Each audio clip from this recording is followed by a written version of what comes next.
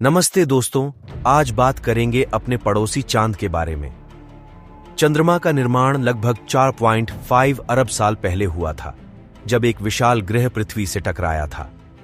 इस टक्कर से चंद्रमा का निर्माण हुआ। यह पृथ्वी से लगभग 3,84,400 किलोमीटर दूर है। यह पृथ्वी के चारों ओर लगभग 27 दिनों में घूमता है। चंद्रमा पर दिन और रात लगभग 14 दिन के होते हैं। वैज्ञानिकों के मुताबिक चांद पर दिन के वक्त अधिकतम तापमान 180 डिग्री सेल्सियस तक पहुंच जाता है, जबकि रात के वक्त तापमान 150 डिग्री सेल्सियस से भी कम हो जाता है। चंद्रमा की सतह बहुत कठोर और चट्टानी है। इसकी सतह पर कई गड्ढे हैं जो प्राचीन क्षुद्र ग्रहों और धूमकेतुओं के टकराने से बने हैं। चंद्रमा की सतह पर कई पहाड़ियां और घाटियां हैं। ये पहाड़ियां चंद्रमा के निर्माण के बाद हुए कई बड़े उल्कापिंडों के प्रभाव से बनी हैं। चंद्रमा का सबसे बड़ा पर्वत दक्षिणी ध्रुव पर स्थित लीबनिट्ज पर्वत है, जो 35,000 फुट ऊंचा है। चंद्रमा पर सबसे बड़ा क्रेटर है आर्यभट्टा है, जो 380 किलोमीटर व्यास का है। यह क्रेटर एक विशाल उल्कापिंड के प्रभाव से बना है, जो लगभग 4 अरब साल पहले चंद्रमा से टकराया था। चंद्रमा पर मानव द्वारा किया गया मिशन। चंद्रमा पर जाने वाला पहला सफल मिशन सोवियत संघ का लूना 9 मिशन था, जिसे 13 सितंबर 1966 को लॉन्च किया गया था। लूना 9 चंद्रमा की सतह पर उतरने में सफल रहा और इसने पृथ्वी पर चंद्रमा की सतह की पहली तस्वीरें भेजी। चंद्रमा पर जाने वाला पहला मानव मिशन संयुक्त राज्य अमेरिका का अपोलो 11 मिशन था, जिसे 16 जुलाई 1959 को लॉन्च किया गया था। अपोलो 11 के चालक दल नील आर्मस्ट्रांग और बज एल्ड्रिन चंद्रमा पर उतरने में सफल रहे और उन्होंने चंद्रमा पर कदम रखने वाले पहले आदमी बने। कुल मिलाकर 12 लोग चंद्रमा पर जा चुके हैं और वे सभी अपोलो मिशनों का हिस्सा थे। चंद्रमा पर भारत द्वारा किया गया मिशन।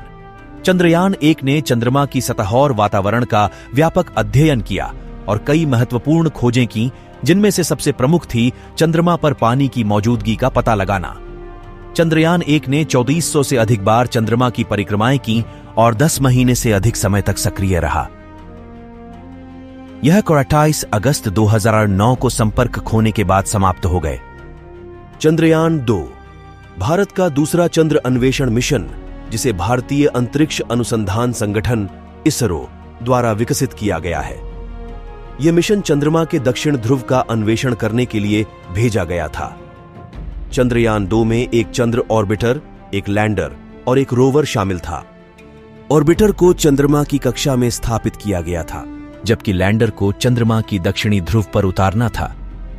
रोवर को लैंडर से बाहर निकलकर चंद्रमा की सतह पर खोज करने के लिए भेजा जाना था।